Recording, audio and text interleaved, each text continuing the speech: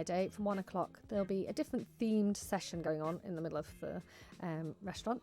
So I think we start with the Manx session on the first day. So if anyone fancies coming and joining us, just bring your instrument and come and play along. We've got Irish music, we've got shanties from our visiting Cornish shanty group, Briar's Boys. And we'll have some Scottish music and Welsh music one day. Yeah. It's always a lovely atmosphere down there. We're often down there with you guys for that one. And Jo, the great thing about this as well is it's happening in the summer holidays. So actually, the whole family can get involved, can't they?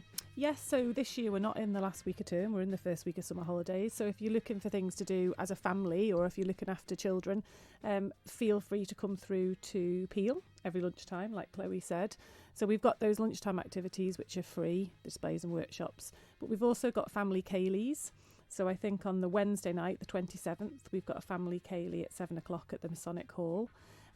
We've also got 2 half-10 sessions. One is on the Wednesday and one's on the Friday. That's in the Peel Centenary Centre, and that's the mini musicians. So that's lovely. So under 4s can go to that, and you can have a good sing and Manx. I think sometimes as well, people sometimes feel that if they don't speak Manx, it's hard to access, but there's so many other ways you can use the language through singing is one of the main ones. So you don't have to be a Manx speaker by any means. But yeah, loads for families. And do you find that, because obviously you have a lot of visiting musicians, which we'll come to, but do you find that they tend to bring their families with them to experience this as well? Do you get any sort of young ones coming over? Yeah, definitely. So our Welsh group are an intergenerational group, aren't they, who are coming over this year. And definitely in the past we've had groups who've had children coming with them. Yeah. And I suppose that's one thing as well, when you think of the young musicians that have maybe just attended in the past, some of them are now the headline performers, aren't they? Yes, that's right. So one of our special events this year is a premiere of a new piece of music by Callister, who was one of she studied at Glasgow. She's only in her 20s and is now a composer, and Culture Vannon have commissioned her to write this piece of music about influential women in Manx history. So that'll be very nice on the Wednesday evening. But we've also got the return of some Manx musicians also based in Glasgow called Mclean.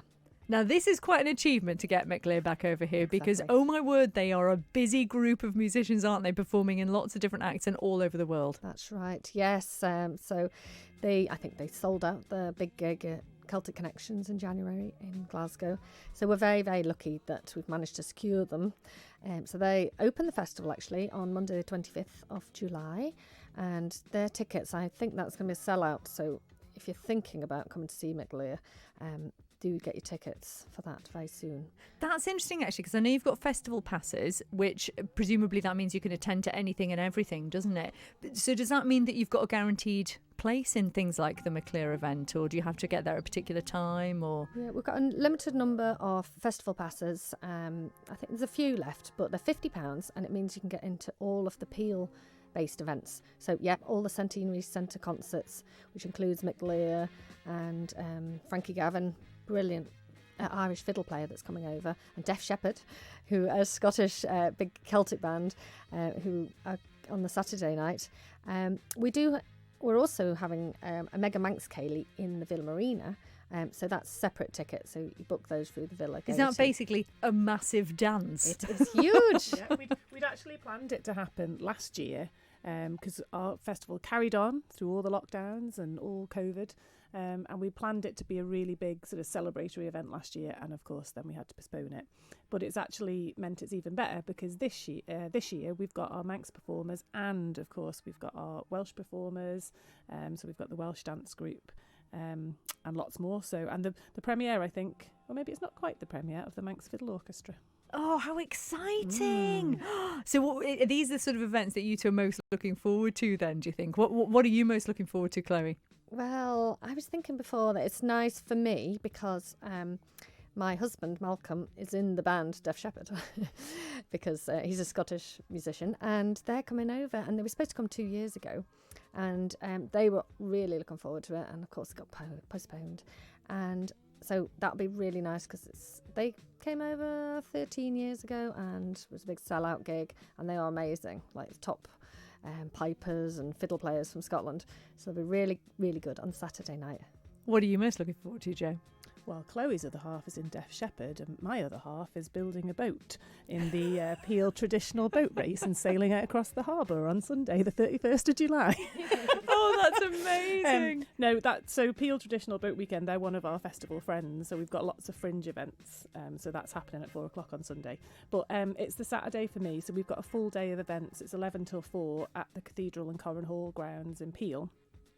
And it's a full free day of events. So you were saying before, sometimes people, they wonder what goes on and is it just music? And if you've not been before, that Saturday gathering event, it's a really good sort of showcase of all our visiting groups, our Manx groups, of the language, the music, arts and crafts. And we've also got a little Lorient, little mini Lorient stage. Yeah. So we set that up last year because obviously COVID meant people couldn't travel over to Lorient, and it was such a success. We've got crepes, you can have a little crepe and you can sit with the Breton flags, and I think Dad might make you a Bumby cage.